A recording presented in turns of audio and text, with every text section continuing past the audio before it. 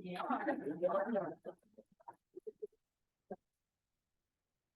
12 weeks of knowledge, 12 long weeks of togetherness, 12 long weeks of this is my idea, no scratch that, I want to do this, no, this makes sense, that doesn't make sense. My customer said this, wait, this 12 long weeks, right? And we're here. So congratulations. And we're happy that we're at this point. So that's the company. To everyone who's not a part of the companies and are here for support, give yourselves a round of applause. It's Saturday.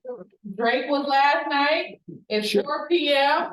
We all know, because the weekend goes this fast, that there's tons of things you could have been doing, yet you chose to be here.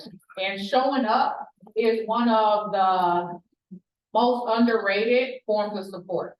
Okay, anytime you have an opportunity to show up, please do so, because it really does matter. So thank you on behalf of myself, which I am an extension of YES, Young Enterprises Society, which I want to bring Khalifa to tell you a little bit more about YES and a little bit more about the blueprint, so you guys can have a better idea as to what we've been doing since 2018. Give it up for Khalifa. Good afternoon, everybody. Good afternoon. We go. I like that energy. That's good. That's good. I'm Khalif El-Amin, co-founder and COO of Young Enterprises Society. We're a project management company based out of Milwaukee. We've been doing it since 2012. We started off. I saw you look over here to do me off. We started off actually throwing events for young professionals, noticing that there was a void in Milwaukee because when we got back from school, white people party downtown, Hispanics party on the south side, Black people party on the north side. So through our relationships, through our networks and our connections, we were able to get hundreds and hundreds of people in a centralized location and just have a grand old time. No issues, no metal detectors, no pat downs, nothing. So fast forward, we were like, okay, we don't want to be party promoters or fashion designers and nothing like that. So how can we impact our community even more? So we started doing our STEAM programming. So we do STEAM programming for middle and high school students. We've been doing that since 2013. Since that time, we've taught over 4,500 students in 8 different states. Woo! And kind of coincidentally, at a time, late 2017, this company will remain nameless right now, but there's a very large company here in Milwaukee. They had a large tech conference. It was 450 people at the conference, but only 5 people of color. One of those persons was one of our alderwomen, and she went back to City Hall and said, hey, where are the people that look like me? So some calls were made, some emails were sent out. We were contacted. When we were contacted, we started what's called the blueprint because we saw that there was a need to affect underrepresented founders. So since 2018, we've been very, very fortunate to, at the end of today, we would have graduated 85 companies,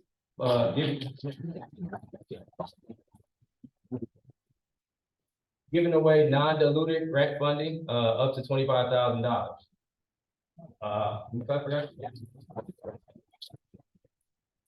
But I would be remiss if I did not acknowledge someone who has been very, very, very, very, very, and I can't stress how instrumental this person has been to the growth, the development, and the improvement of the blueprint. So I want to give it up for our lead instructor for our market validation cohort, Ms. Samitra Iwanski.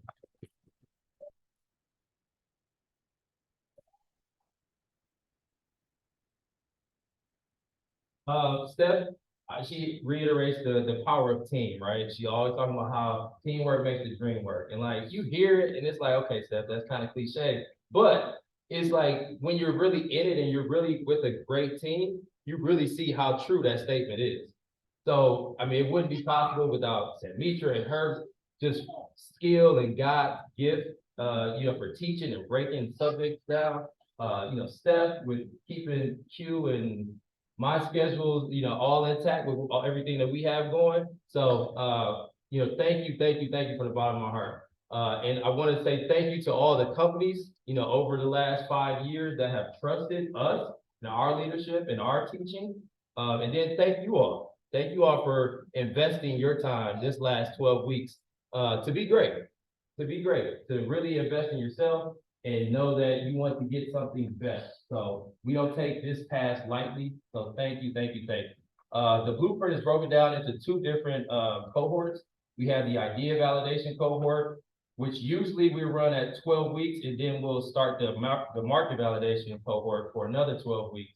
But how things work, we actually ran them concurrently. So today, a demo day for you all who are guests, you will see the idea validation pitch in alphabetical order, and then you'll see the market validation pitch in alphabetical order. So I'm excited. I'm going to stop rambling, but as you can see, I'm just very, very passionate about entrepreneurship, business, and just seeing these startups build, grow, and sustain. So thank you, and I'll give it back to Seth. Oh, yeah.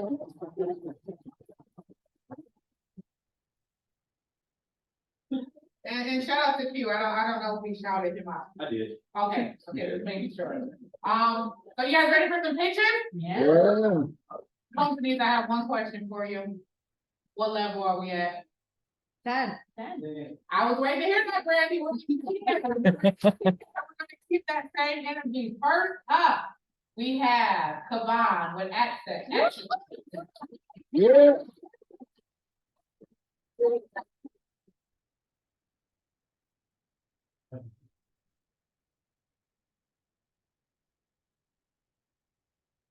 All right, how y'all been doing? Yeah. Hope I was outstanding on Savon. I'm a little nervous, but I am on a mission to create joy, freedom, and financial surplus for us all. So I created the asset gap to make asset management easy, accessible, and rewarding.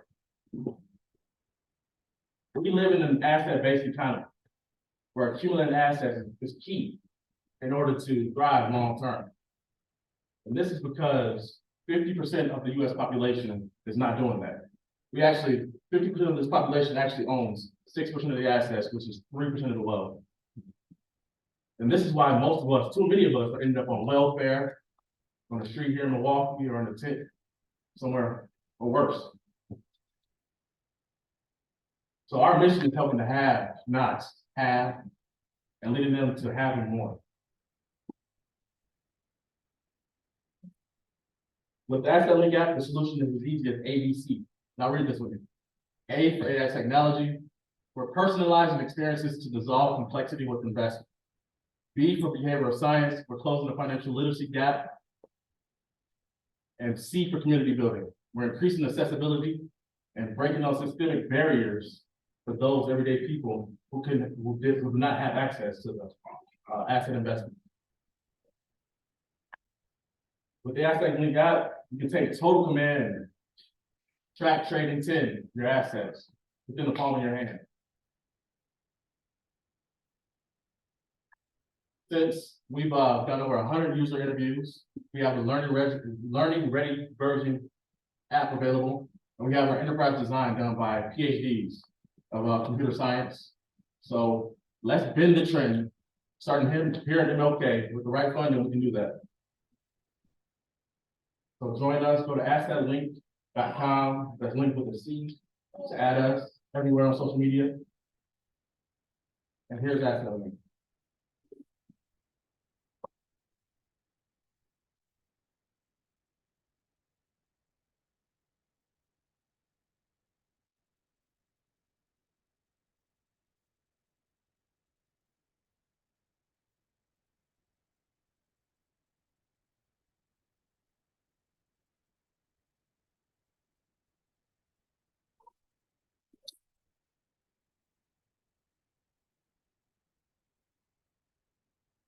So I'm thinking, not sure if you had any questions.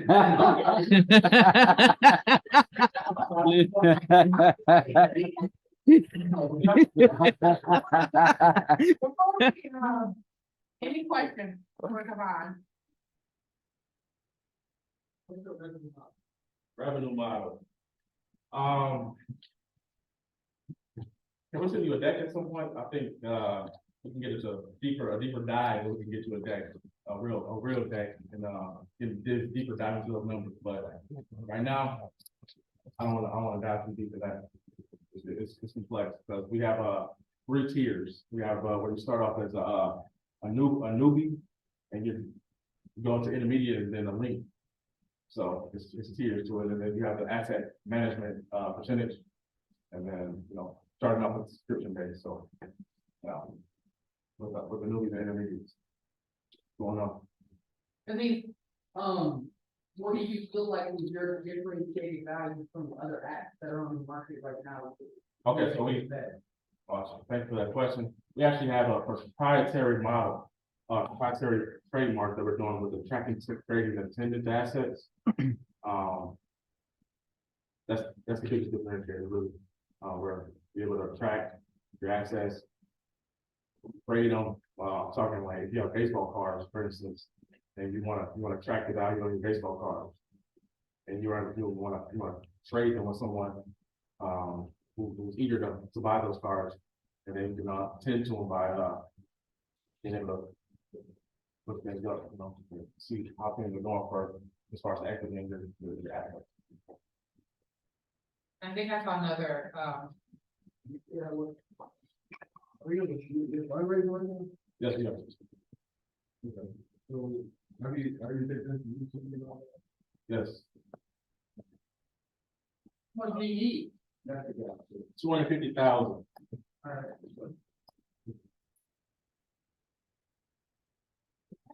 thank you.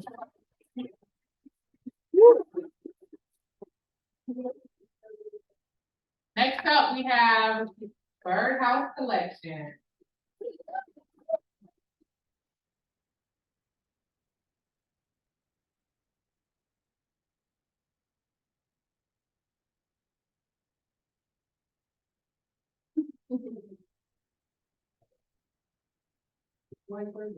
Yeah, it works. Okay, Who you talking to? check. How y'all doing? I'm Nate Hartberg III. I'm the founder of Birdhouse Collective. Born and raised in Milwaukee, Wisconsin, 53206, zip code with the highest incarceration rate of Black men in the country. I felt it was important for us to come together. I built Birdhouse, the clothing line for my family, so I can instill confidence in them, so they can have the same confidence as a Michael Kors, as a Tommy Hilfiger. They can wear their own name instead of that. So as you can see here, this is the BirdhouseCollective.com, and you can go here and you can get merchandise that will support Milwaukee.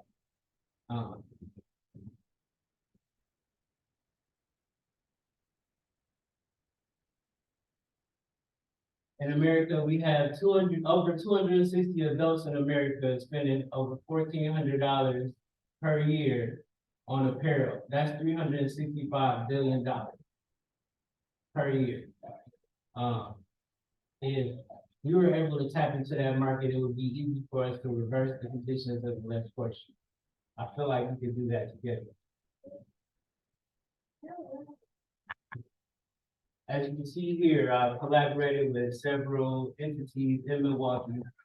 I've collaborated with Black Milwaukee here to start a campaign that was going to advocate for justice in Milwaukee. I've collaborated with Our Save Me in order to get across the idea that Our Save a gentleman, Rob Smith, everybody. Rob Smith is one of the top artists in Milwaukee who was slain a couple of years ago. But I want to work with you. The same people who Black Milwaukee got me that campaign up there for Andrea Pratt. And I made her merchandise that she sold at Juneteenth. I have a podcast that I want you to be on. If you're an entrepreneur in Milwaukee or anywhere local, I want to have you on my podcast. I'm a DJ.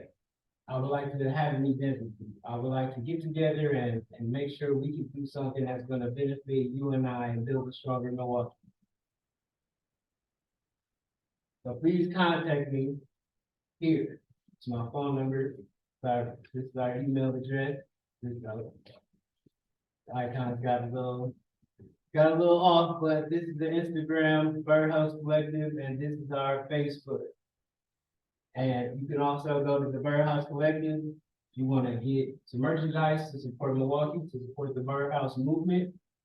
And also that's what the QR codes are. But at the end of the day, I want to work with you.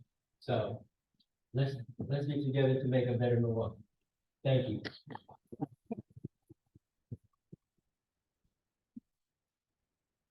Any questions? Any questions?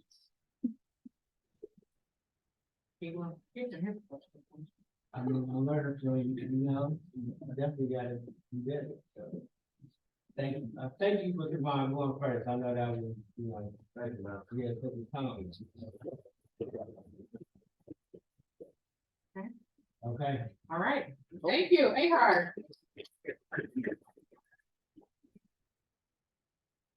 Next up, we have Michelle. Where are you? Oh, right there.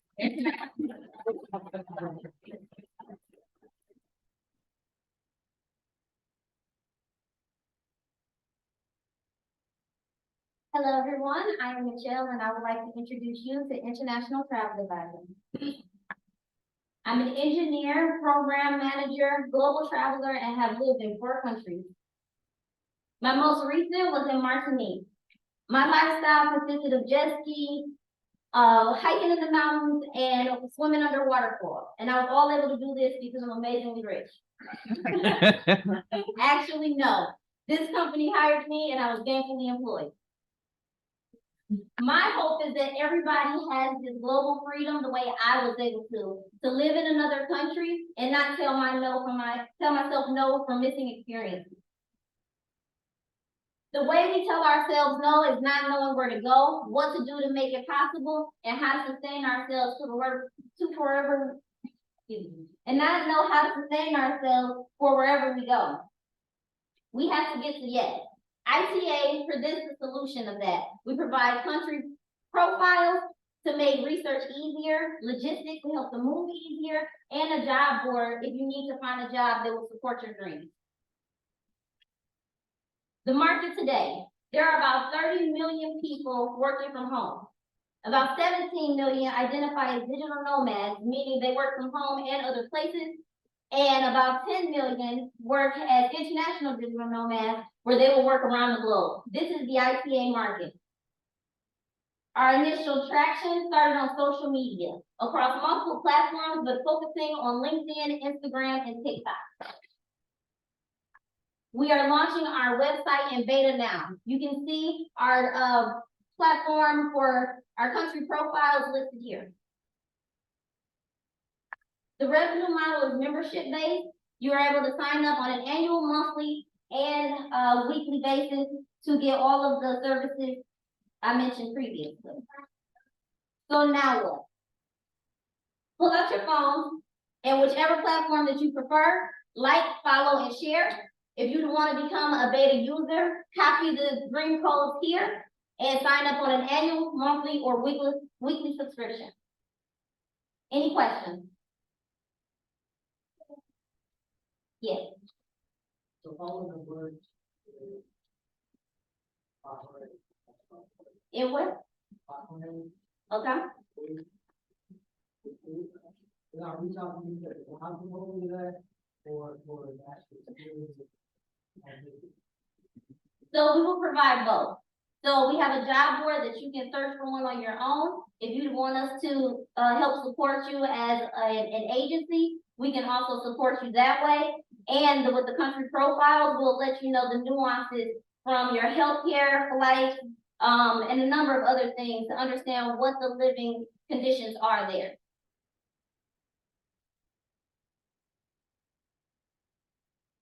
Anyone else? So all the work on see what do I do?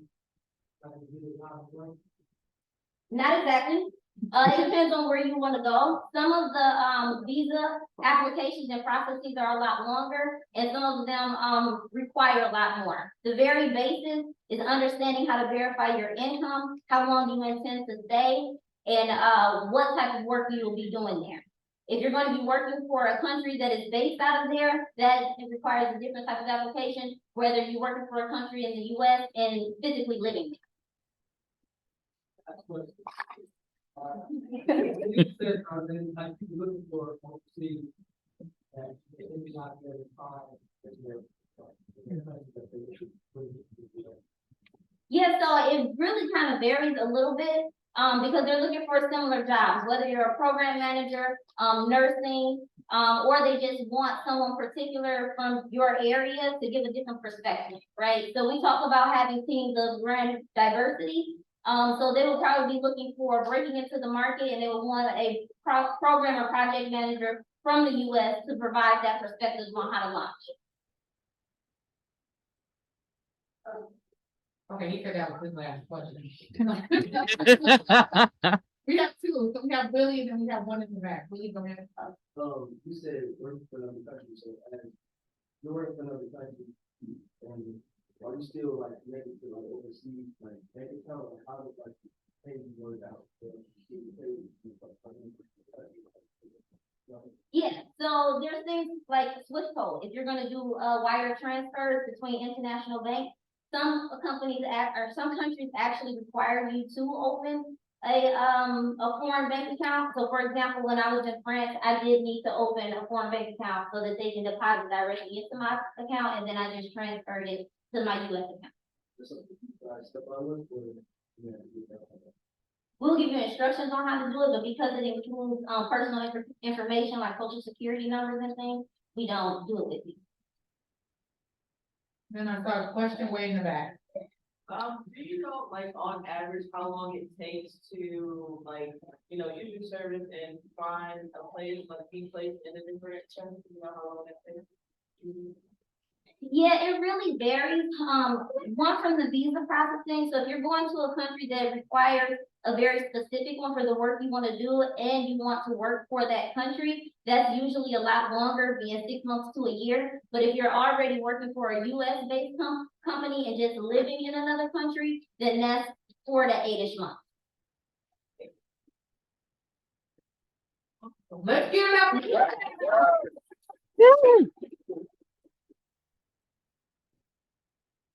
I want to go internationally. Next up, we have the super user index. Give it up for Susie.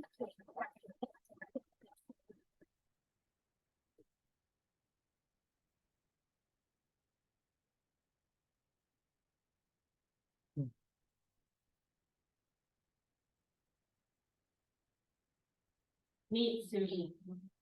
She just spent the whole weekend binge watching Arrested Development because she heard that there was money in the banana stand. No, I'm kidding. She actually just left corporate America and she wants to create a business making banana bread for the masses. So let's get her doing that. She loves it. So what she found out though was that it's really hard to do all the things. She wanted to build a website. People told her, oh, you need a CRM system. You need to track all your expenses. You need to, you know, create graphics and Canva. My Lord, I can't do all this. I just want to make the bread. So she needed help. Well, that is exactly why the Super User Index was created. It's a searchable online directory filled with tech-savvy, US-based people who are there to help small business owners. It is unlike Fiverr, unlike Upwork, because you don't have to sort through thousands of options, and you don't have to pay a fee in order to find somebody to help you. And it benefits 3 different types of business owners. You got Susie up there who just doesn't know how to build a website. You got the tech savvy people who are the members of the directory, and they tend to be a little bit more introverted, not so good with sales and marketing. And then you have the sponsors. So people like Susie Moon Consulting, hello, They want to have some more online real estate so that they can be shown as having services that feature or can help people that visit the directory. So far, we have 43 members in the directory, and look at how happy they are. They're all smiling. Isn't that cool? Yeah, our goal is to have 100 members in the next 60 days. There's 3 different membership levels available. And we have a whole team ready to take this to the next level. Launch date, September 1st. We figure enough people will be done watching the Barbie premiere, so we can get this thing going. The potential is endless. Our goal is to help as many small business owners as possible. And we're going to do that by getting a community of people who want to work together. The super users in the directory will refer one another. We're going to have monthly networking events, and it's just, I'm so excited because it's just got so much potential. So together we can help small businesses succeed. I'm Susie Moon, the owner of the Super User Index, and thank you.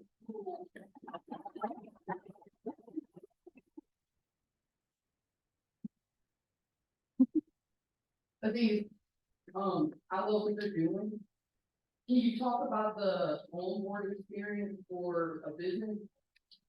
As not the tech savvy or the sponsor, but the other.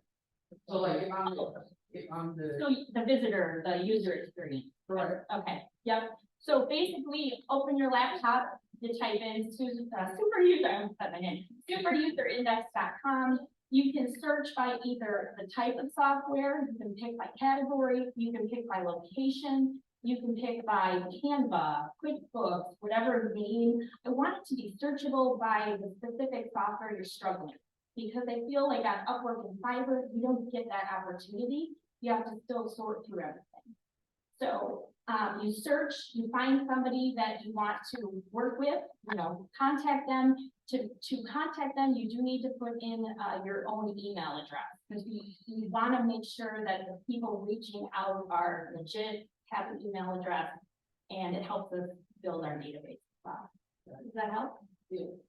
As a person who's helped some small businesses, I think it'd be really cool and a differentiator if when onboarding, you do an assessment of the business that can identify their pain points and cure rate, because that's one of the things that platforms don't currently offer. And I was also gonna add the sponsor piece. I'm really intrigued by that, and one maybe direction goes like, as if, let's say if I'm a small investor, so I have $1,000 just sitting, I'm looking to pay for someone else's website and get like a 10% return. Oh, there's a lot of small businesses have a difficult time for the cost, so I just want to throw out this. I love that idea. But I love Susie and I like your name. Oh, anyone else?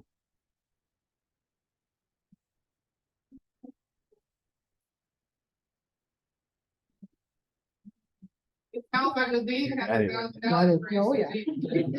Don't let him leave without talking to him. I got it.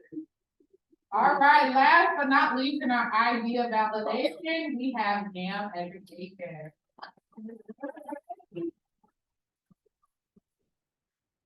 All right. Hello, everybody. Obviously, I'm not Rizman Cabra, who's the CEO of YAM Education, but I am Brady Kuchera, the chief of staff, and think of me as a substitute teacher today on behalf of YAM Education. So YAM Education explored 2 different problems, one problem in Africa and one problem in the United States. Problem in Africa is classrooms are 3,000 students to 1 professor. Imagine this auditorium, probably 10 times this size, with 1 person like me standing up here talking to you. It's not the best learning environment, and not only is that an issue, but there's outdated curriculum, there's a lack of infrastructure, and the quality of the content and materials is not up to date. On the other hand, US community colleges, they have an existence of a really robust curriculum, really good quality education, but enrollment has been down in years. They need the niche for a new market. So how do we do that? How do we bridge that gap? That's what YAM Education is here for. So Usman, was born in Burkina Faso and had the dream to study education, in the United States. And he is a proud graduate of Madison College. I'm also a proud graduate of Madison College, who both worked our way up to go to a four-year institution. And then we both went to the same institution to get our master's degrees. So what YAM does is we partner with US community colleges, mostly in Wisconsin, but throughout the United States. And we are providing college degrees and diplomas to students in Africa. So how do we do this? We have a learning management system platform that we take the curriculum from these US associate degrees and put them on our LMS, which is a one-stop shop for these students. They can submit their assignments, they can receive their grades, they can enroll directly into these associate degree programs without having to go through the expensive visa process, the extensive application process of a community college. And on the flip side, for our teachers, the content management system, or the CMS, is also a very user-friendly site that gives the teachers everything they need to know about their students. They can grade assignments right in the platform. They can upload their curriculum and their YouTube videos, their Google Docs, anything they want right into the CMS as a one-stop shop. Our revenue model is primarily a B2C subscription, starting as low as $24.99 up to $124.99 a month, depending if you want self-paced instruction or live instruction with a live professor. That comes out to about $15,000 per year per student. So students in Africa can earn a US associate's degree as low as $3,000 for the entire program. Currently, we are in Ghana, Burkina Faso, Mali, Nigeria, Kenya, and Cote d'Ivoire. Michelle will probably correct me on that pronunciation. But there's 285 million English and French learners in these 6 markets. 3 of these markets are French-speaking, Francophone countries, and 3 of them are English-speaking. So we have a lot of room to work with. So if you're a teacher, if you know teachers, if you have your own curriculum, if you know connections to US community colleges, or if you want to know more, let's talk. Let's build the future of education in Africa together. Thank you.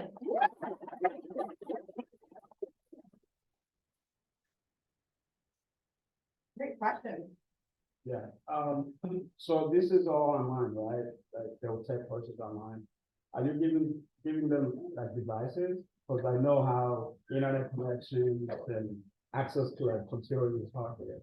Yeah, that's a great question. And that's one of the problems we're trying to address is lack of infrastructure. I know the African markets are often overlooked because of this. So we do have a lot of scholarships that we do provide our students that will help with data allowance in these countries, which is very, very expensive. But as far as devices, that would be a great, we're working with some partnerships to try to get some devices sent to Africa.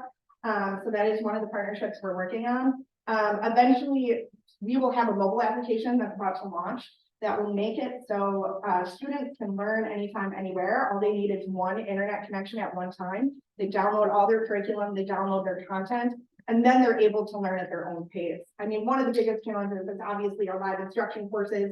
That could be anywhere of 4 hours a week of live instruction to 1 hour once a week. And they will need an internet connectivity for that, but we do offer a lot of self-paced options for these courses that are also available live. What does YAM mean? So YAM means intelligence in Mossi, which is one of the native languages of Burkina Faso, where Usman is from. So he also thinks of it as the food, where yam is a very nourishing vegetable. And so think of yam as nourishing your mind. That is one way he describes it. I can't articulate it as good as he can, but that is the meaning behind yam. Come on, I saw you had your hand up. So this is like Coursera, right? Yeah, so the difference that sets us apart from Coursera, Umul, Harvard, X is that we are focusing on those community college partnerships.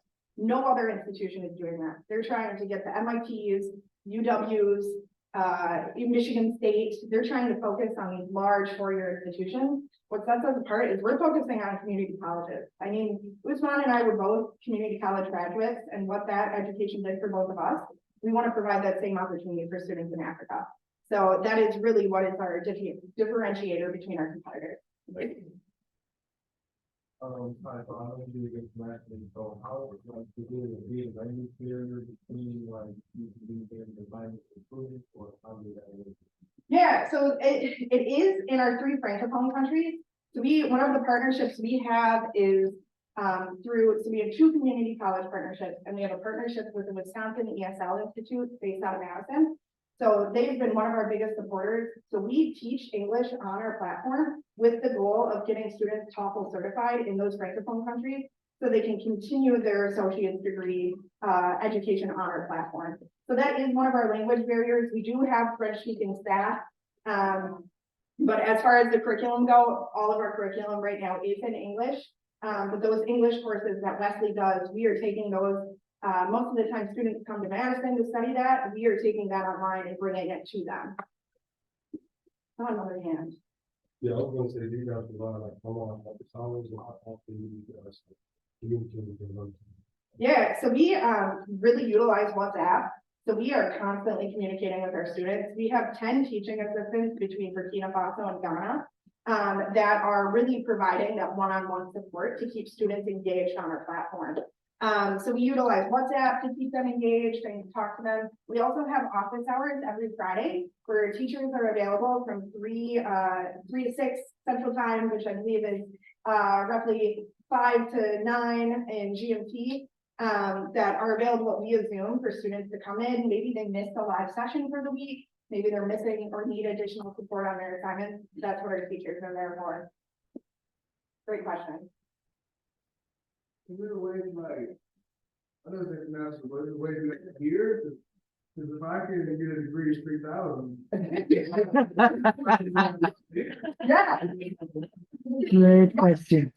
And that is a great question, and that is where our growth is heading. So I grew up in the middle of nowhere in southwestern Wisconsin. Like, broadband barely exists where I grew up. I did not grow up near a community college. I would not have had the same opportunity as some of my friends who went to university right away, coming in with those college credits, because I couldn't have gone to a technical college. So our goal is to bring this to Wisconsin and really start with those rural students, kind of like me, who didn't have the opportunity to accumulate credits before starting my 4-year educational journey, or even a 2-year educational journey. And so that is one of our goals and our growth in our 5-year plan, is to start bringing this to high school students in the US. And yeah, this is a way more affordable opportunity than most degrees available in the United States. And that's one of the great things about our institutions in Wisconsin in particular. I mean, MATC, Madison College, I could go on and on about the great technical colleges just here in Wisconsin and all the partnership opportunities they provide. Because once you go to Madison College, you can automatically get accepted into UW-Madison, which might not be a reality for some people. Similar to Fox Valley Tech, you can automatically go to UW-Green Bay. So it's really making that college affordable and accessible for more people. All right, let's give it up for Brandon.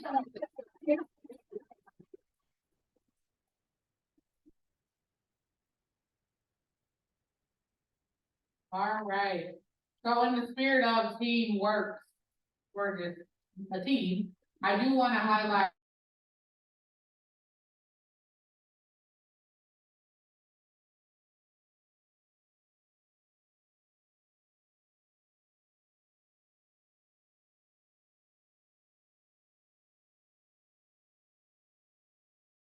Yeah.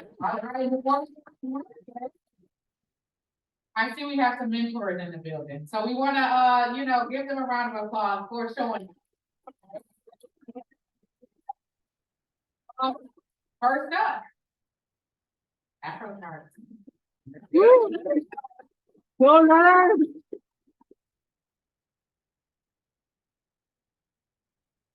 On that, oh, you're. Yeah.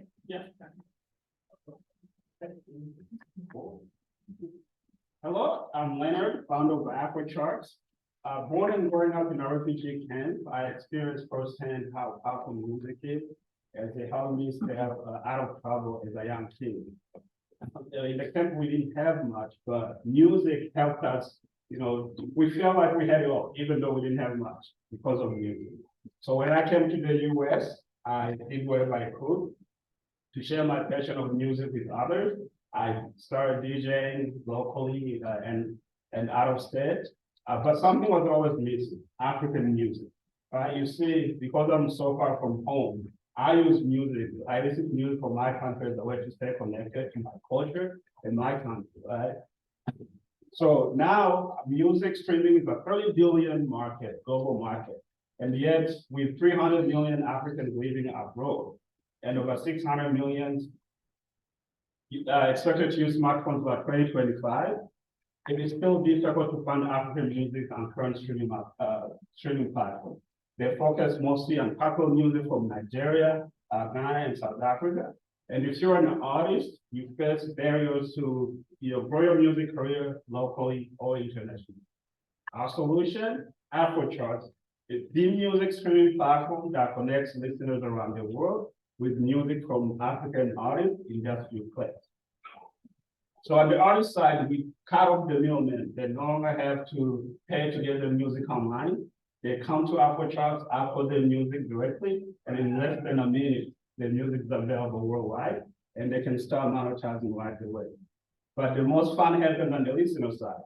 Now, listeners can discover indigenous African music, in just a few clicks. And with 55 African countries, it's easy now to browse music by country, by gender. So you go to the country page, select the flag, and then voila, you can see music and artists from that country. Listeners are able to create unlimited playlists and also stay on top of trending songs in each country, with our trending over 200 trending charts. So our social is so unique. We already attracted over 6.5 million website visitors, over 150,000 apps installed, 15,000 artists, and 200,000 songs on the platform already. We make money from listeners who want to get more premium features, our businesses who want to use our music library for their businesses, and advertisers who want to reach the users that we have. So with over 10 years of experience in the music industry and as a software engineer, I was fortunate enough to build the whole platform by myself, but now I have a team helping me bring this vision alive. So we are looking, so far we've been focusing on, building a strong user base and getting as many songs as we can. But now we are getting into final product market fit. So we're looking to raise 100 to 500,000 with a goal to reach 3 million in revenue in 1 to 3 years. If you're a business looking to get into the African market, or you want to know how Afrobeats can help you, can benefit your businesses, let's talk. Thank you.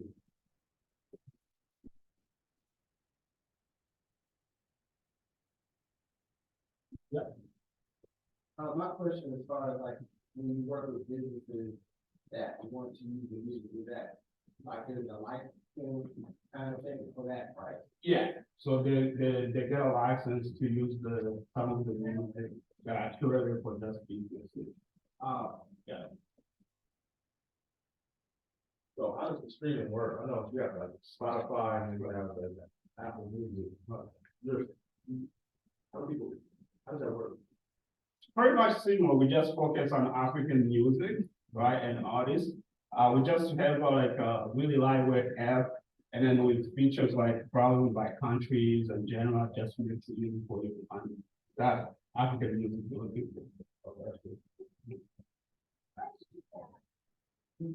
Oh, you can. You said you have 6.5 million visitors to your website already? Yeah. What do you credit the majority of that traffic to? The need of such a platform, because most of these countries, they rely on Spotify, but Spotify don't care. They go for the 1% top artists, in Nigeria, South Africa. So mostly just that we help them use they're looking for. All their growth is coming from Google search and just word of mouth. That's what I was gonna ask. Is it been predominantly pay-per-click or was it been Organic. all organic? Yeah, it's like I'm searching of Malawian music and we pop up. I guess I did an okay job on this SEO.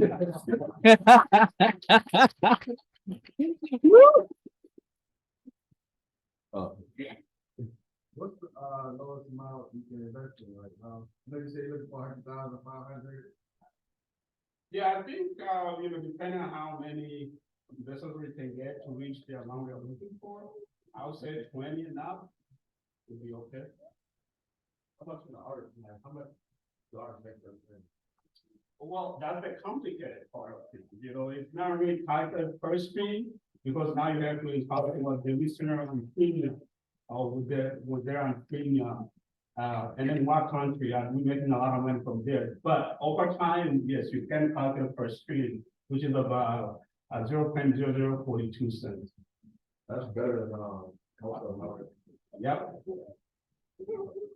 What's the conversion rate? Maybe 6.5, people visit? It looks like the rate, people. I'll have to get that number, I do not recall on top of my head, but yeah, I can get it. What countries would you say are struggling the most to get there when we compare? Besides Nigeria, South Africa, Ghana, everybody.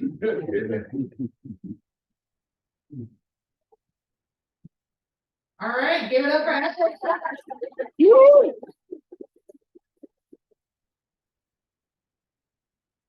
Next up, we have ATC Hair Care, Ms. Aisha. Go, Aisha. So when you need to.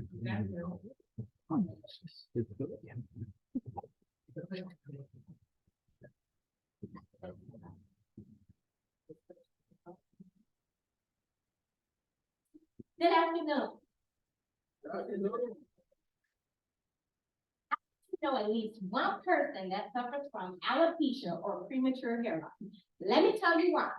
There are about 6.8 million people in the United States that suffer from hair loss, and about 147 million worldwide that suffers from hair loss. Well, let me tell you my thing. When I first started doing hair many years ago, I was having clients that were coming to me. We're talking about children all the way to adult women. Didn't have hair in the hairline area, didn't have hair in the crown area. Some was missing patches of hair, and I still have to surface them. And I have to camouflage that look. And I got tired of doing it. So I started doing my own research to see if there was something out here that would actually grow the hair back. And I started mixing up ingredients, and I actually came up with something that really does work. So, introducing to you the More Hair Therapy Solution, which is the solution. With just the first use, you'll already notice something. It's great for those that have thinning hair. You can use it on your beard, you can use it on your eyebrow, and the best part about it, it's made with all natural ingredients. Why ATC Hair Care? Well, we offer prevention and regrowth solutions. Our customers absolutely love their results. And all of our ingredients are safe for the hair, the health, and the environment. So how have we grown? Well, since then, we now have a chemist that makes all of our products. We sell in our beauty salon. We sell at 2 local collective stores, 1 local beauty supply store. We sell on our website. We sell at events in the Wisconsin and Illinois area. And our sales have increased 5 times from year 2021 to year 2022. And of course, we're looking to expand even more. Let's meet this lovely founder. Of course, it is me. I am Aisha Kasha, also known as Aisha the Cosmetologist. I'm a master licensed hairstylist of over 21 years of experience. I specialize in hair loss and natural hair. I've studied business management. I have a background in business, banking, teaching, and cosmetology state board exams. So here's what we ask. We just ask for someone that has the skills in marketing, someone that can help us gain our audience and revamp our website, someone that has the resources to help us get into the larger department stores and hotels too, because that's one of our main goals, and for someone that has the resources for intellectual property, legal assistance, and product liability. Thank you.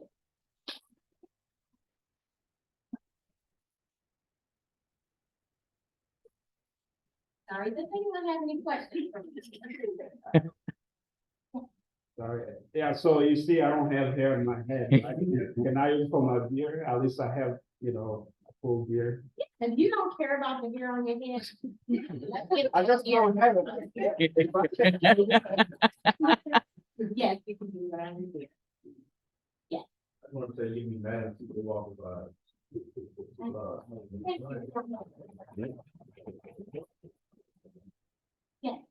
Downtown comment, maybe like, what if you connect with banana breaking? They can help with, identifying, that website.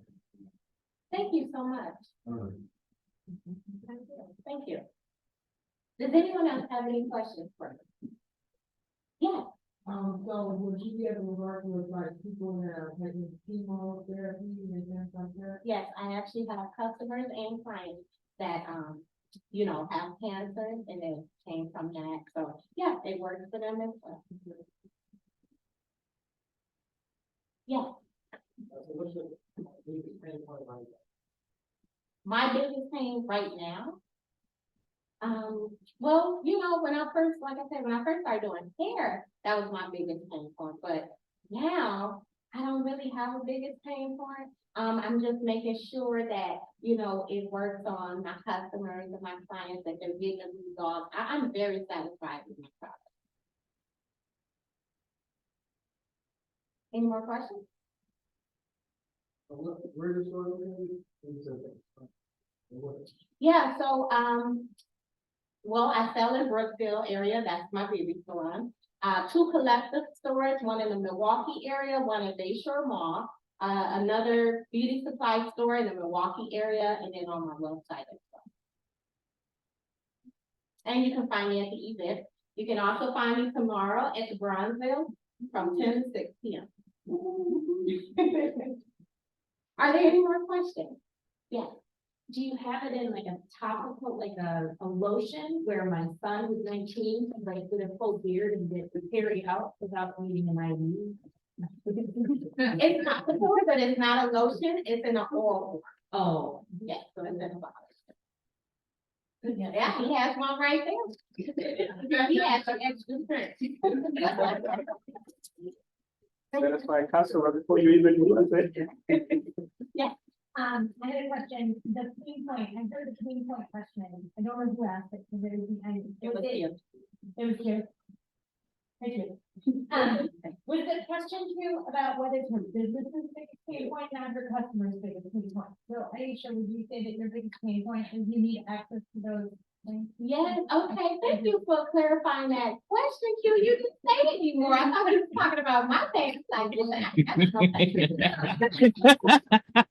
but I do when it comes to the business. So, yes, I just really want to gain more of an audience. I need people to know about ATC hair care. That's why I'm out here at the event. That's why I'm here today, to let you know. That's one of my biggest pains, is trying to make sure that you at least experience what ATC hair care can do for you. And I want to get into like the larger department stores. I want to get into Target. I also want to get into some hotels, because I feel like there are a lot of products out here. Well, the reason why I say hotels, let me tell you this.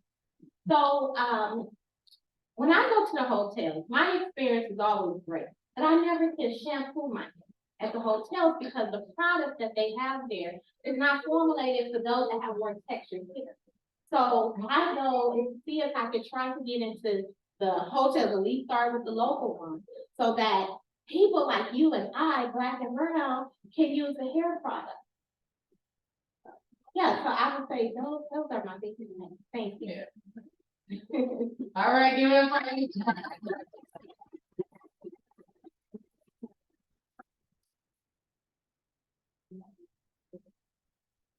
You gotta love Sanitra.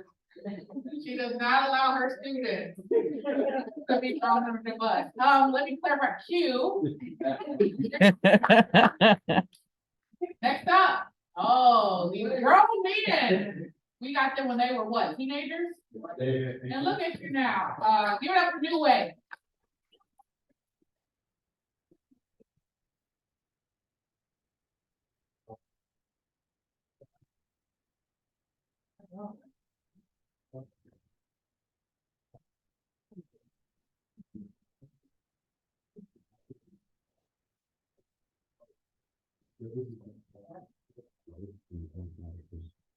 Oh, no, but like. You just gonna sit there and let us show you? I know.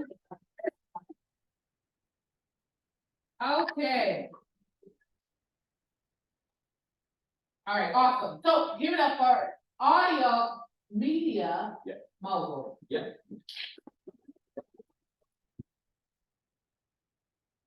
All right, good evening. Before you, I have a list of the top 15 podcasts in the country according to Edison Podcast Research.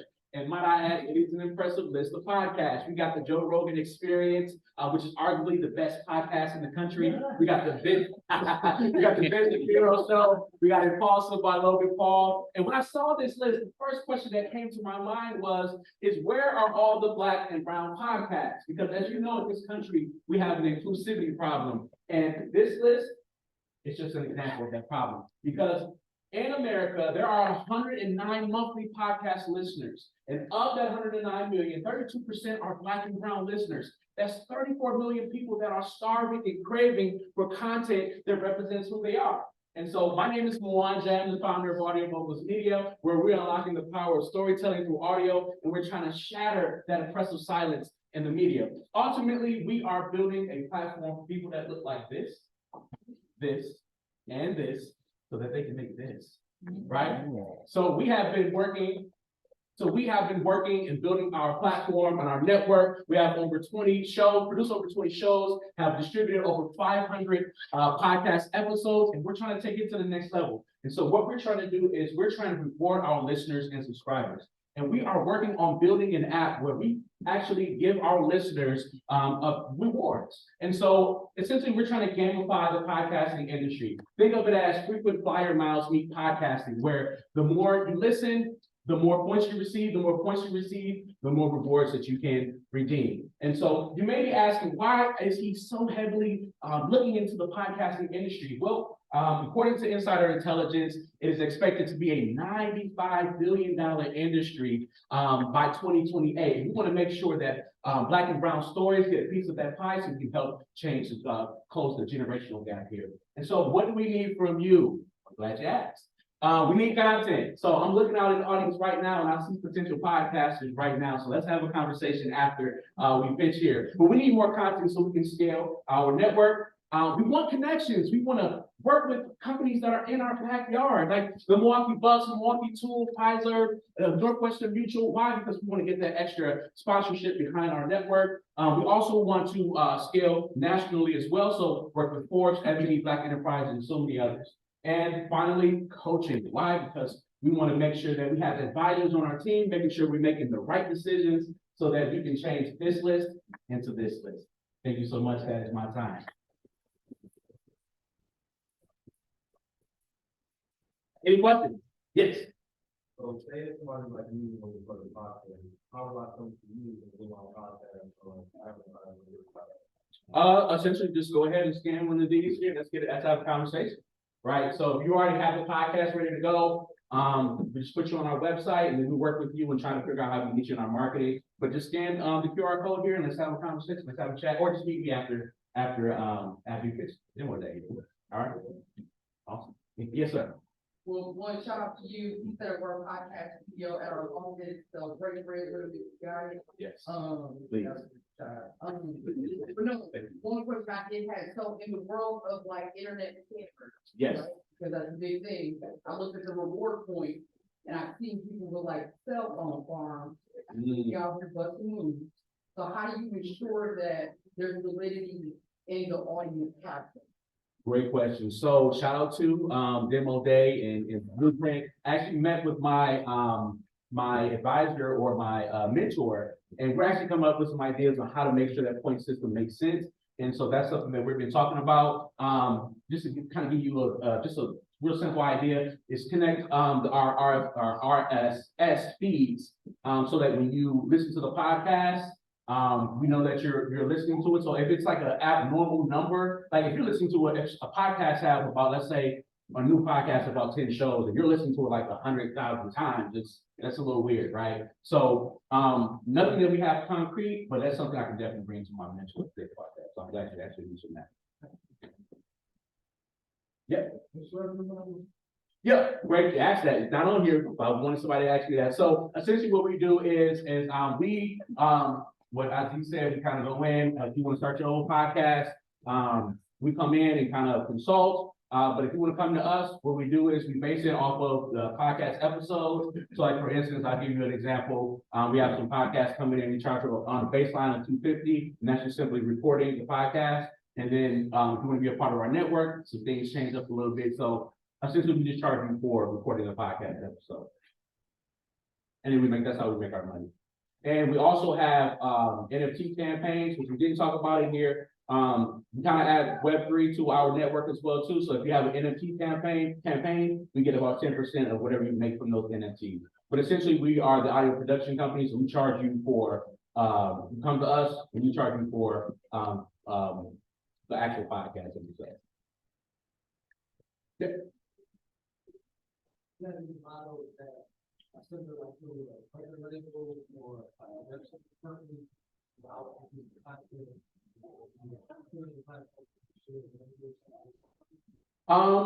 Not yet, but I did actually work with, there is a gentleman out there, one of our competitors, I would call him. He has a company called Dystopia, where he's actually he's actually giving podcasters a stream. But one of the conversations that we had is how do you quantify that? You know, with music, you know, they get like 0.003 cent of a stream. How do you quantify that for podcasting? So we're still kind of working on that piece as far as shared revenue piece. A lot of the partnerships that we have a 50-50 model where whatever, you know, we make, you guys make too, if you're a part of our network. So, but we're still working through that as far as how to get that, like with streams and things like that. Any other questions? Thank you for very much. Appreciate it.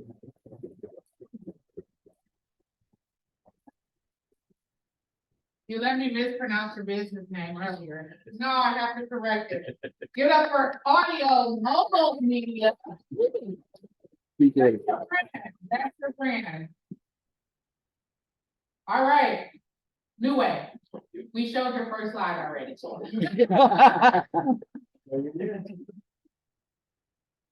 Right. Good afternoon, everyone. My name is Bryce Killebrew, and we're on New Innovation. And New Innovation is a tech company that innovates various technologies for the betterment of human health society with a specific focus on technological advancement in the transportation industry. Now, in this industry, we've had an opportunity to identify a problem. And that problem is there was a lack of electric vehicle and e-bike charging stations in African American and rural communities across the United States, more specifically Milwaukee, Wisconsin.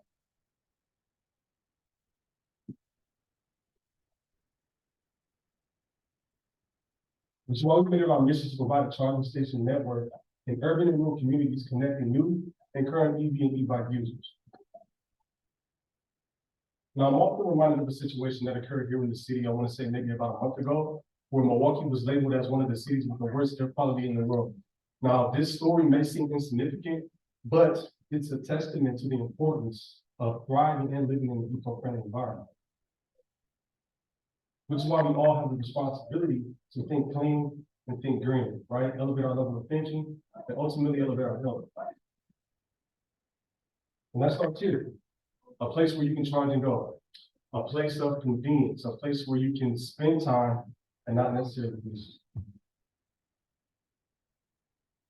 Services offered at these potential locations include EV and e-bike charging, car and bike washes, interior cleaning, access to Wi-Fi, access to local businesses, and EV and e-bike security. We've also had the opportunity of identifying 4 locations where we want to start implementing these infrastructures: Bronzeville, Bayshore and Glendale, Sherman, Phoenix, and South Milwaukee. Each of these locations has approximately 500 visitors or more per day, but lacks the amenities necessary to accommodate EV and e-bike users.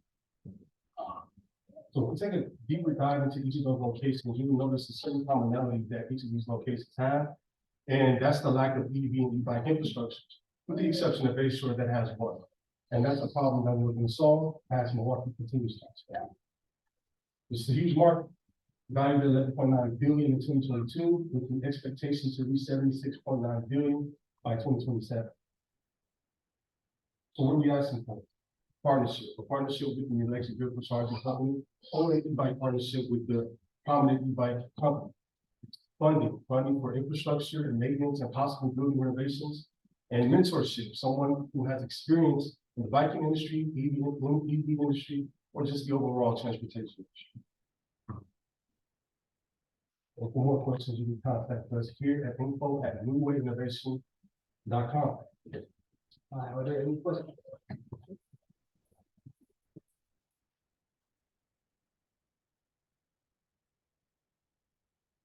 Are you guys looking to build brand new infrastructure or use buildings that are already in existence and renovate them to accommodate your, like the charging and, routing and all that? We plan on using buildings that are already in existence. This is most likely cheaper that way than going through building an entire brand new infrastructure. To find locations to have potential building for the start. But of course, once we do. What's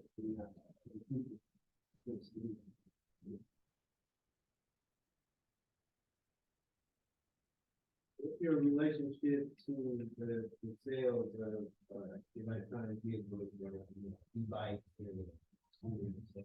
Do you have any, like, offerings or anything like that? As far as maybe, Okay, as far as like actual vehicles, do we have any vehicles? yeah, or do you like offer that, or do you have like advertising for that or anything like that? Is that incorporated into your business? As of right now, I mean, it's definitely a conversation that we continue to grow. But not like. Most of the restaurant companies come to partnership, partnership with companies. Yeah, I think you guys would do well to like have for offer a zone type vehicle.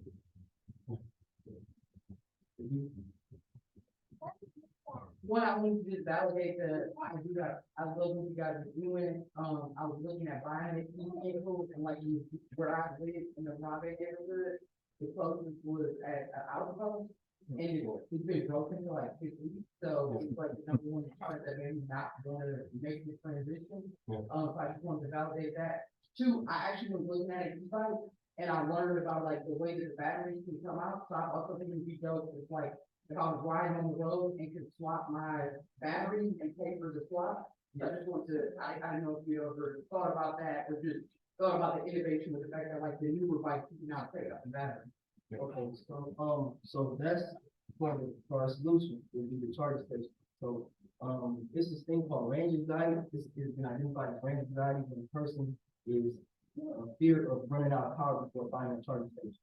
So it's an actual thing. That's why a lot of people avoid electric vehicles and e-bikes because they're afraid of running out of power miles away from home. So but providing charging stations in rural and urban communities, it will prevent that. It will connect and build more businesses, allow more footprint, lower the environmental footprint, increase the renewable energy. So it will help out the city as far as renewable energy and bring down the cost on like how we have wildfires and all these crazy things that happen. And we can just depend on natural resources that we already have. In addition to that, one of the things that we're working on as well is creating e-bike charging stations on the trails here in the city of Wisconsin, So every 5 miles or so, you have the opportunity to charge your bike and stop off at a local business and spend the time there while your bike is charging. So. We have like conversations with those areas like their business, Chamber of Commerce and Bay Shore and all of like big organizations that.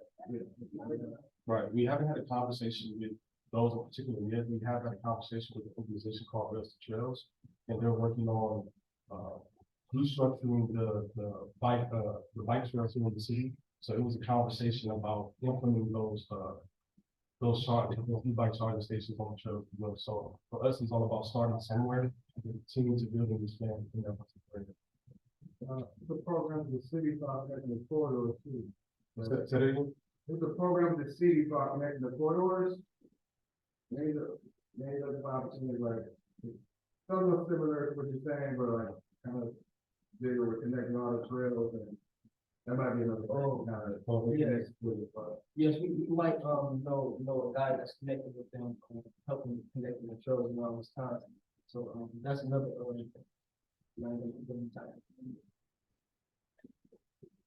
Do you plan on having multiple types of EV chargers, so not just Teslas, but the, yes, the non-Teslas as well? yes, we have, what do you call it? One.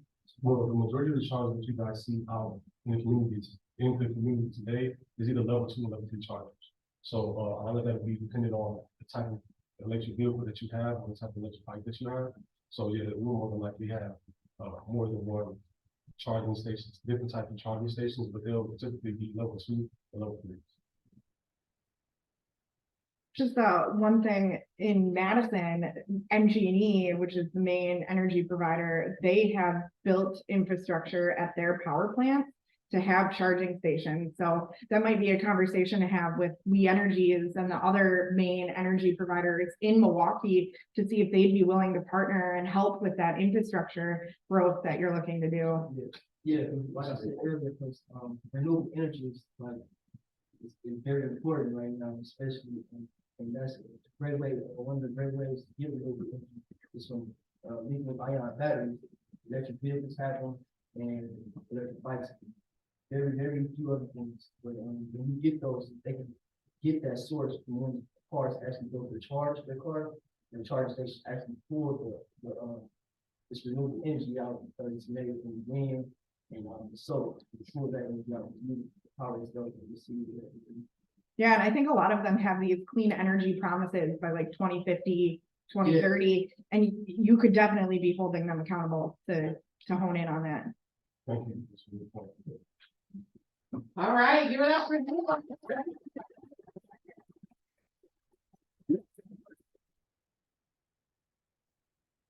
Oh, you didn't know you next. Give it up for Naveen.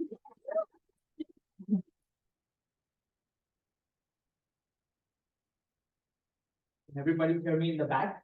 Yeah. Okay, good. Good evening, everyone. My name is Naveen, and I'm the founder of Stay Thanks. We are a rewards app that helps travelers to live like locals. Now, let me tell you why we're here. Oh. All right, ladies and gentlemen, Milwaukee has a problem. What you see on your screen with the purple dots are 2,000 plus vacation rentals that are rapidly growing. Now, there's a perception on the ground that these are bad for the community because they get transient population in the city amongst many other problems. Now, at the same time, you can look at the blue dots over here. That's 537 closed local businesses. These are not just dots. Everyone in this room can attest to one of their friends who might have lost one of their businesses. Now, we at Stay Thanks wanted to solve both those problems. And that's where we come up with the Stay Thanks app, where a local restaurant, bar, or coffee shop for an affordable cost can advertise their listing on the app so that they can get targeted local advertising, national exposure, and get new customers.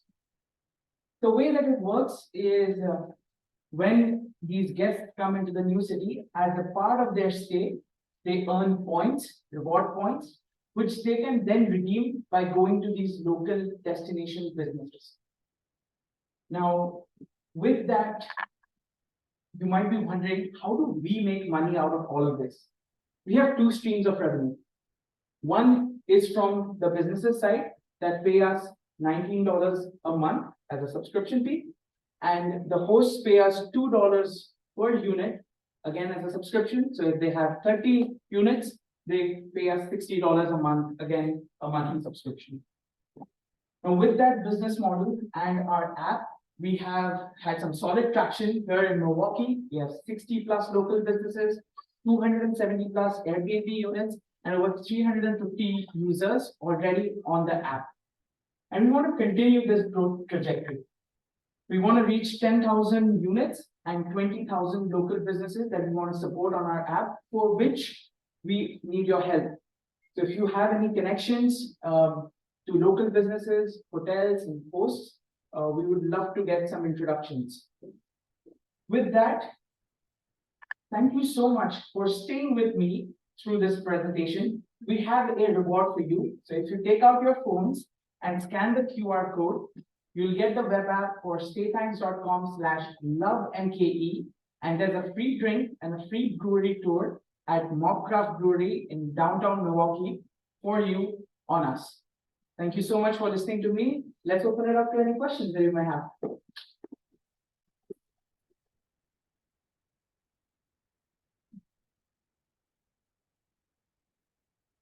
Yes, one. So. Who would be your competitor? Great question. So right now, there's not a direct competitor that we have who's doing something like this, specifically targeted towards local businesses. But there are apps like Yelp, Google, TripAdvisors who have some sort of listing. So that would be the closest competitor. Okay, so my follow-up question is this, I asked that question as, where are we getting, your, living off from, like, the influence and competitor was, Okay, so the question is, where do we get our business model from, right? Yeah, like. Yeah. Competitor, younger. Yep, okay. So we did that as a combination of talking to our users. So first we had a beta program where we gave out our product out for free just to test whether what we have built is it useful, both from a local business standpoint as well as working with a small group of Airbnb hosts. And then once we kind of established the value for them, we kind of experimented with the pricing and said, okay, what are you comfortable paying for that? So that's where we came up with $19. That's like a little $10 less than what you pay on, like, let's say, an Amazon business. And for the host site, it was like $2 per door. Okay, well, I thought it was good value, I thought it was good value. Okay, increase the price, all right. Yes, Q. Why switch from long-term stay to short-term stay? Great question. So we still have the long-term stay option as I don't know if I can pull that out. We still have a long-term stay option. Okay, hello, my name Oh. is Jeremy. Uh-oh. Okay. We do have the long-term stay option available, but to answer your question specifically, why is the focus more on the Airbnbs? The cycle or the sales cycle to reach to the landlords, there's a lot of hoops that we have to kind of jump. There's a property manager, then there is several hoops, and the time that it takes for us to launch in those units is pretty like high. We've noticed like 6 to 8 months just of the time from like our first initial meeting to actually getting our app in the door. Whereas with the short-term units, it was like within a week we were live. So it's just the traction is way more faster with the short-term units. Does that answer your question? All right, what else can I answer? Oh, if you're fine, okay, how would I help you? What would you do? The 500K that we want to raise, it's more towards like customer acquisition. We want to get into these markets fast. Milwaukee was hard and easy at the same time because we had a lot of connections here. But if you want to scale this as a business and as a venture, we have to capture markets of Chicago and Florida, all these kind of touristy markets fast. For that, most of the money is going to go towards user acquisition from like Instagram ads and many other like social media techniques. So most of it is for customer acquisition. We have a product down pretty much. All right, sorry. So are you partnered with Airbnb or are you sponsored? You know, are you gonna be advertising on Airbnb or something like that? Like, what's the- Okay, if I understand the question, are we like right now as a partner with the Airbnb, the company itself? Yeah, or how do you plan to connect the short-term stay with the app? Okay, great question. So what we do is we connect with the hosts who are on the Airbnb app, right? So they might have 2 units. We have someone who has 16 units, someone who has 14 units, someone who has 22 units. So it's the individual host that we kind of reach out to. And then they give an automated message, which is a link, just like a QR code that you saw, to their guests. So that's how we kind of get integrated with the system that they have. Ideally, we would love to do, our exit would be ideal to have, us integrated into Airbnb. If you have any connections, please let me know. That's a great idea. All right, give it up for. I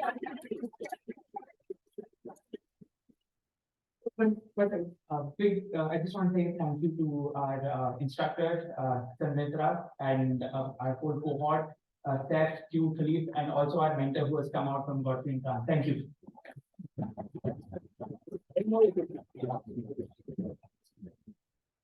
All right, one more presentation. And I'm gonna tell you guys this now, hold your questions. He cannot answer these questions. This is a video. So next up we have. Okay, hello, my name is Jeremy Foreman. I am the CEO and one of the founders of Legal Idea. We use explainable artificial intelligence to detect fraud in applications. And we have a really diverse team. We are here from different countries such as India, United Kingdom, Germany, and the United States. We have expertise in artificial intelligence, law, and business. I want you to meet Olivia. She is an associate or even an underwriter at a bank. She gets loan applications every day from businesses and other people, and she tries to check the loan application and tries to also verify the information that's put on each loan application. This process is slow, it costs too much money, and is also prone to human error, and just costs the bank millions of dollars each year. For every dollar, which is lost in fraud, it costs that bank $4. So that's a significant amount. The average bank in America is 24,000 fraud attacks each year. To solve the problem, we created a web-based software that uses explainable artificial intelligence to automatically compare and verify that information. This is our current prototype. The software works in 3 languages, German, English, and Spanish. The first feature is you upload a loan application and maybe the verified data that you have at your bank, and then you see within the pie chart if the documents are the same or not. If you want to then check a little bit further, you can see a sentence-to-sentence comparison. The sentences of the one document that could be a loan application, and the sentences of the current database could be the other information. You compare these both documents, and then you see the sentences, are they the same, are they not the same, and if the probability of this being likely. So it saves you a lot of time and effort as well. Lastly, we have an artificial intelligence explanation.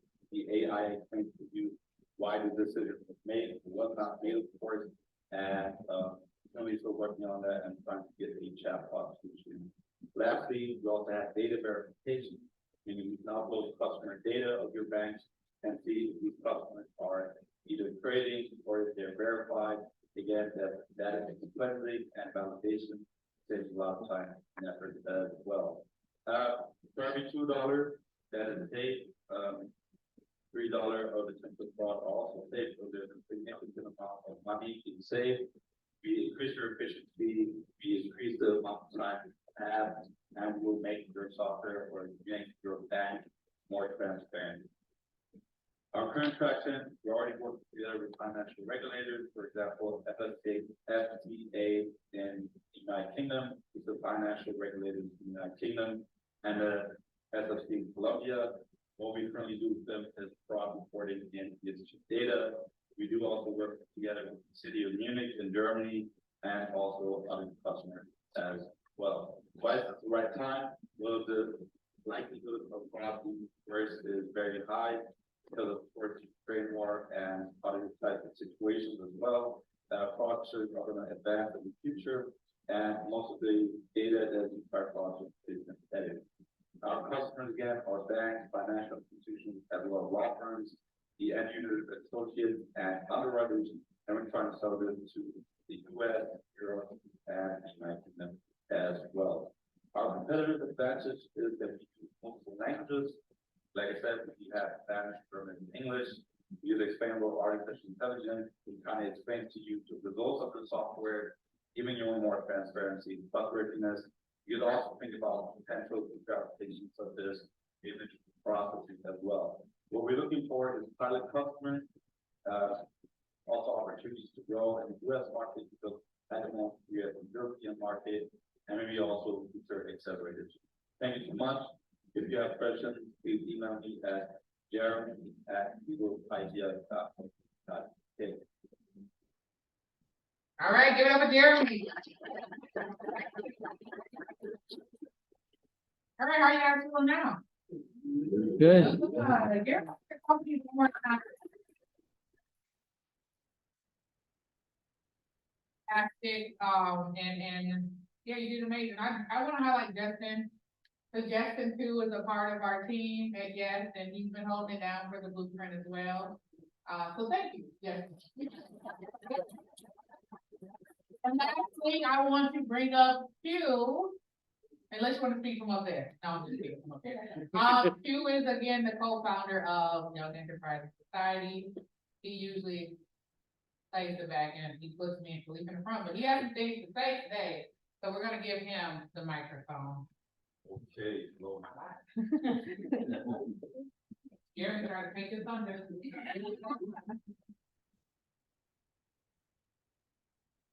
Good evening, everyone. I'm gonna be very brief, but what I want to say was, thank you for coming out, but more importantly, thank you for being a part of the blueprint. And Blueprint is a startup too. So this is our third, when we start 20 again, man, so about that. Yeah, lost two companies.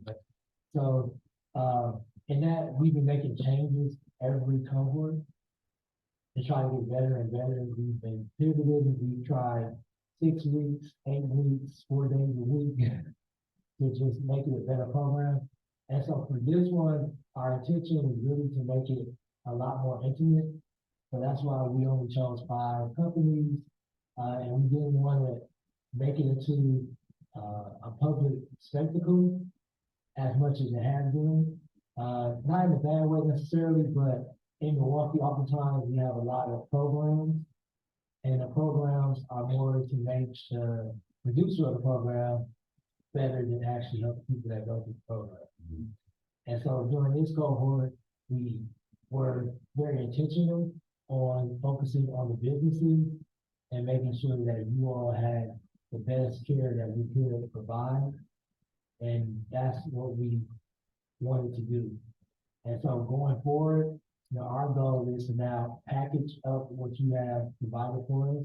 That's why we want to make sure you have the pitch deck down, the summary, and really focus on that. So when we are going out to now the Afrotex, when we go out to South by Southwest, we now have a package of businesses that we can present to the VCs, investors, accelerators. One of our accelerating graduates got a Techstar. John from so it's working. But now we have again a group that's not so large that we can say, hey, check out these 10 businesses, these are their debt, this is what they're doing. And we have intimate knowledge and discussion with all of you to know that when we make those connections, it's just not a lost connection. So I just want to let you all know that who's here today is who's supposed to be here, because this is your support system, this has been tried, and that's what our intention was when we selected this cohort. And last but not least, I also would love to continue to thank Steph, Justin, Khalid, Sanitra, for dealing with all my changes.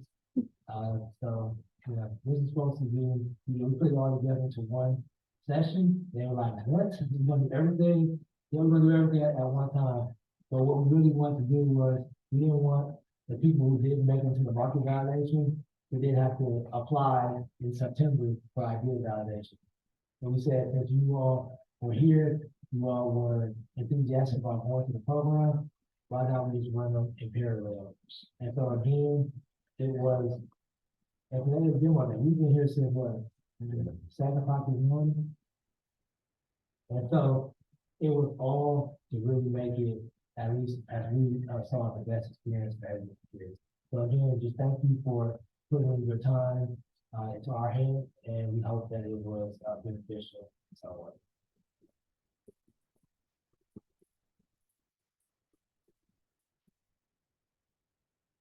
He's talking about some grief. Having a multi talk all day. All right, well, thank you. We can have all the businesses come to the stage so we can get a group picture. That would be greatly appreciated. Families, I think they're sandwiches unless the ghost came in and took them. But you guys are more than welcome to grab a snack, head out into the atrium, and then the businesses will be out there shortly. Thank you. Thank you. Thank you.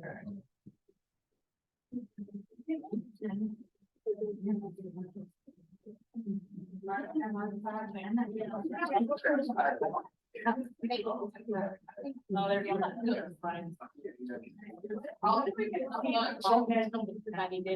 Thank you. I think we can sit down. On the stage, right? Oh,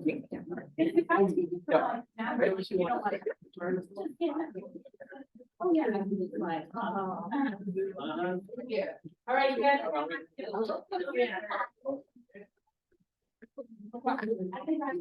Okay, so we're. And Justin. There you go.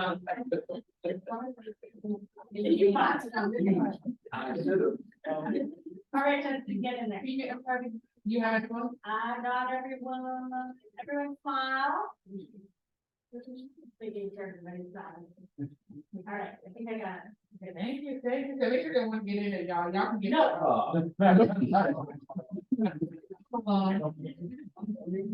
Okay. Yeah. That's fine. Fine. Okay, that's fine. Okay. Oh, yeah, we can do that. Mark it.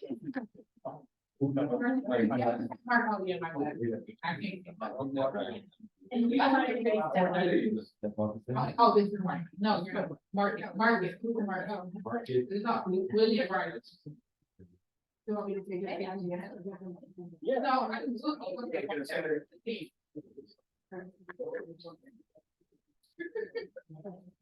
Should we go to the market validation slide?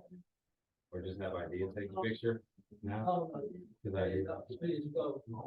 Well, ideas just take a picture.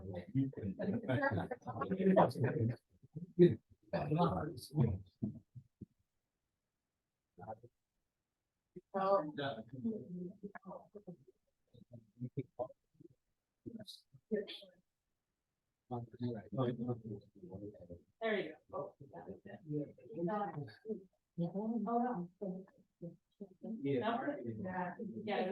I get what you're saying. Makes sense. I heard, right?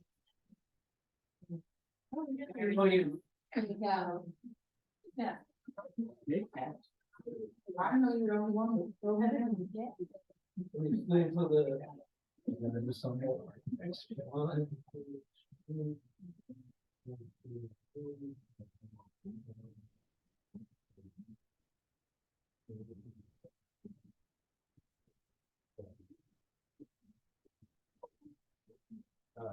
All right, you got time to do this idea. Okay. Idea, you guys can head out. And you guys, next steps, I'll be in communication via email. Okay? All right.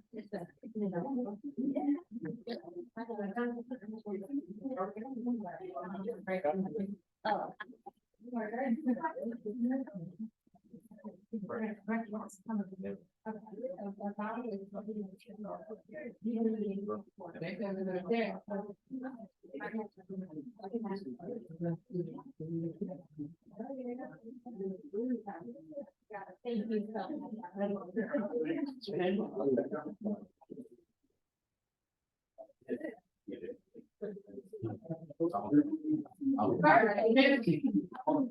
Are you going to take the picture with the picture? I want to put no one.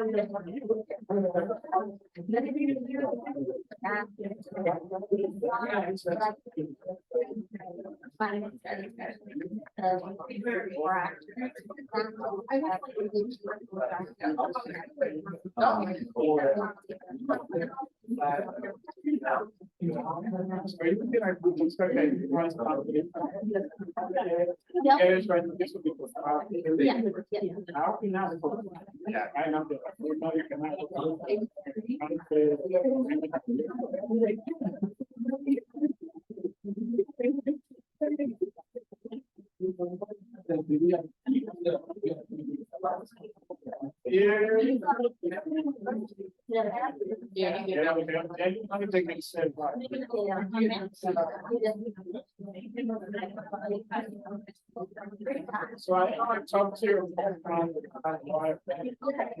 We already know we got to home.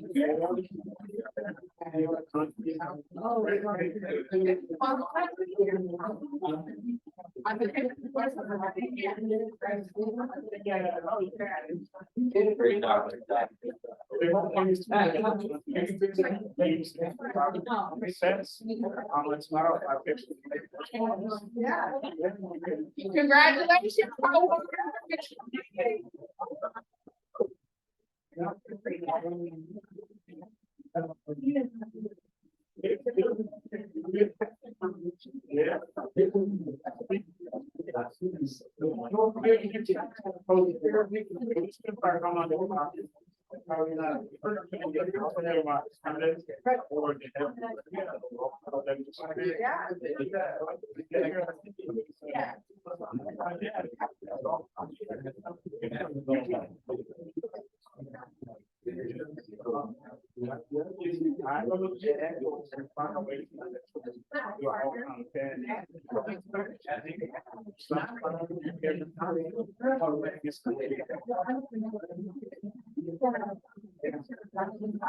I'm managing all of that.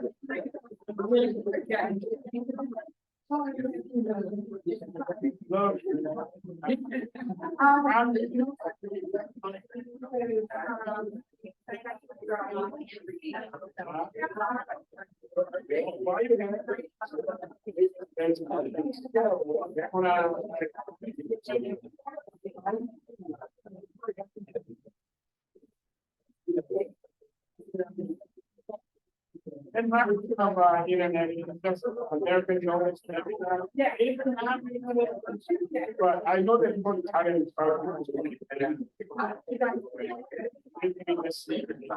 they're online always when they find it.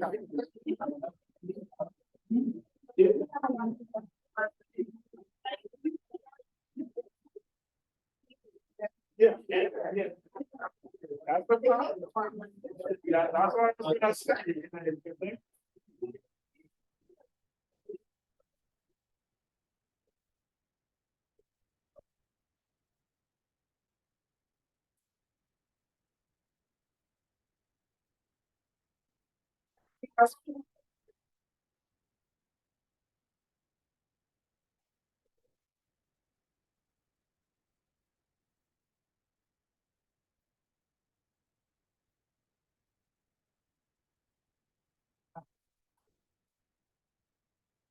Then it's just, you know, what it's your word there.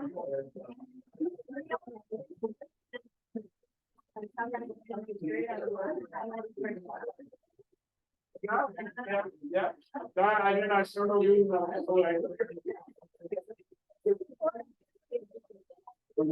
Now, everybody.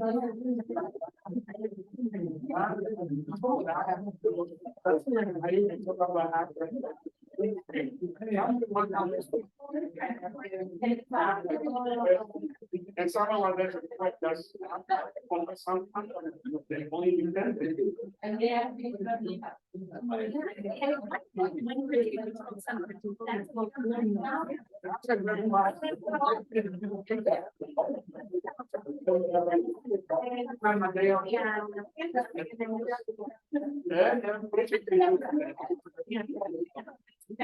Yeah, but it was very interesting. The European.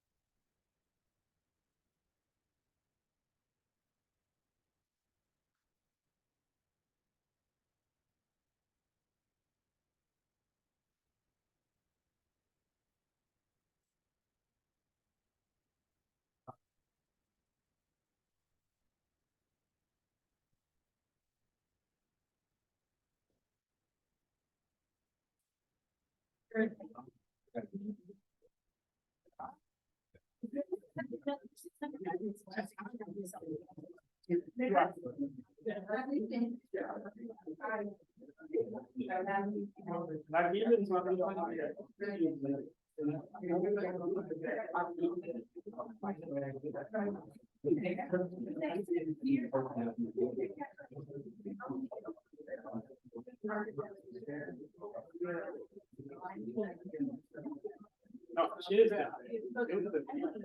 You would ask a simple question, but I'm supposed to ask.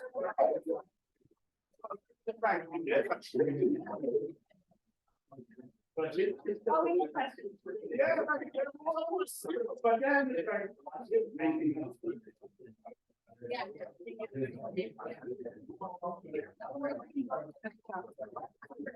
Yeah. So you want to say it for yourself? It's kind of a rich country.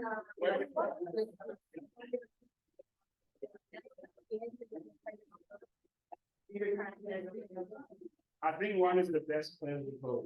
Technologically, they're more advanced than other small countries.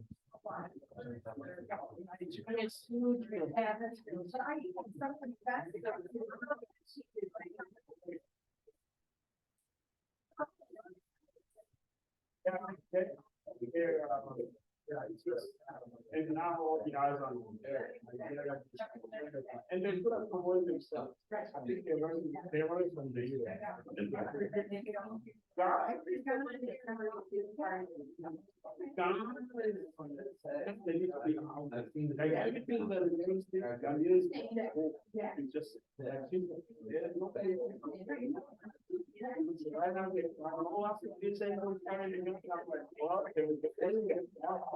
area. But well, that would be nice. Not possible, you said. I know, because you're probably like.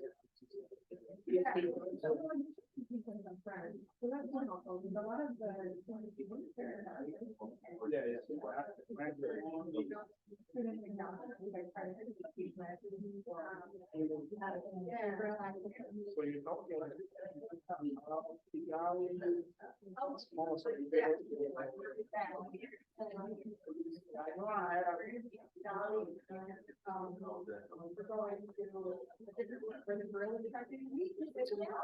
Yeah, I know those things.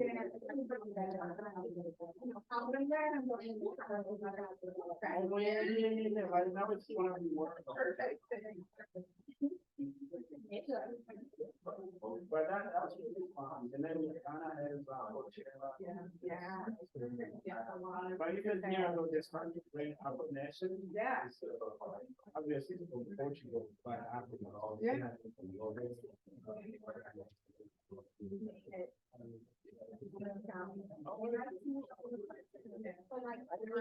And so, guess what? That's what I'm trying to do. But until then, I'm gonna. There was no. So, since I wanted to understand, now I have some connection. Yeah. I'm like, but that's kind of my video that do it, like, man, these people. These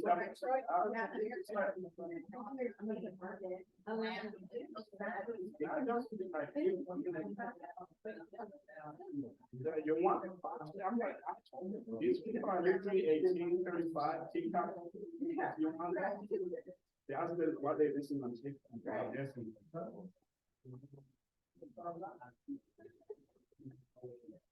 Yeah.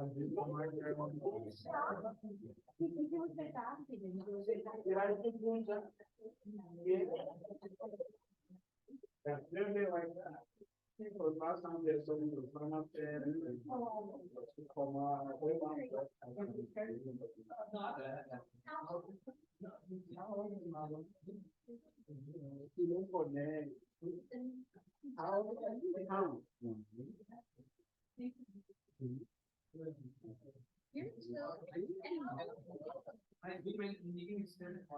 One, two, three, four. How about five? You find stop with my baby. Pay more, so. That's your turn. It's still one. Oh, it's still recording.